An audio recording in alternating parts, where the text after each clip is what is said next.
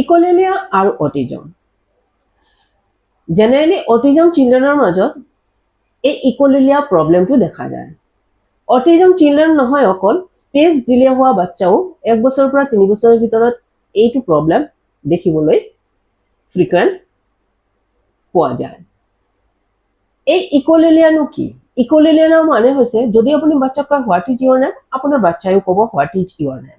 যদি আপুনি কয় আপোনাৰ বাচ্চাক সিট ডাউন বাচ্চায়ো ক'ব সিট ডাউন যদি আপোনাৰ বাচ্চাক খুদে তুমি কি খাই আছা ইউ ক'ব তুমি কি খাই আছা আপুনি যদি খুদে তুমি ফুৰিবলৈ যাবানে ইউ ক'ব তুমি ফুৰিবলৈ যাবানে তে এনেকে যদি বাচ্চাই কয় তেতিয়া আপুনি আপোনাৰ বাচ্চাক এনেকে কোৱাটো বন্ধ নকৰিব আপুনি নকব কিয় কৈছা তেনেকে কৰিব কি আপুনি সৰু সৰু শব্দ শিকাক প্ৰথমে যেনে ইমেজ লৈ পেলাই যেনে বটলটো দেখাবলৈ গ'লে বটল কাপটো দেখাবলৈ কাপ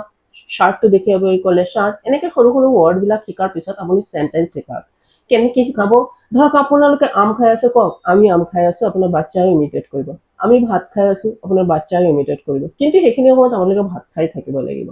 হা এনেকে আপুনি সৰু সৰু সেন্টেন্স শিকোৱাৰ পিছত তাৰ পিছতে আপুনি কোৱেশ্চনত আহিব ইয়াৰ আগতে কোৱেশ্চন নকৰিব সেই কোৱেশ্চনো কৰিবতো আপুনি কেনেকে কৰিব ধৰক হোৱাট ইজ ইউৰ নাম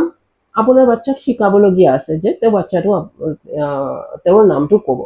তেতিয়া আপুনি বেলেগ এটা বাচ্চা লৈ হ'ব ডাঙৰকো ল'ব পাৰে খুদক what is your name definitely তেতিয়া তেওঁ ক'ব my name is X Y এটসেট্ৰা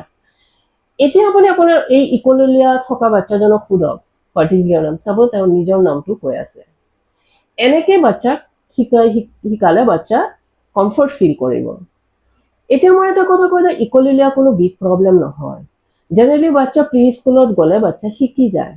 কিন্তু কথা হ'ল যদি টিচাৰ আৰু পেৰেন্টছৰ মাজত এৱাৰনেছ নাথাকে তেওঁলোকে যদি বস্তুখিনি বুজি নাপায় তেনেকুৱা ধৰণৰ বাচ্চা বহুত কি হয় সাফাৰ কৰে আৰু তেওঁলোকে বেলেগ কামতো কনফিডেন্ট লেছ ফিল কৰে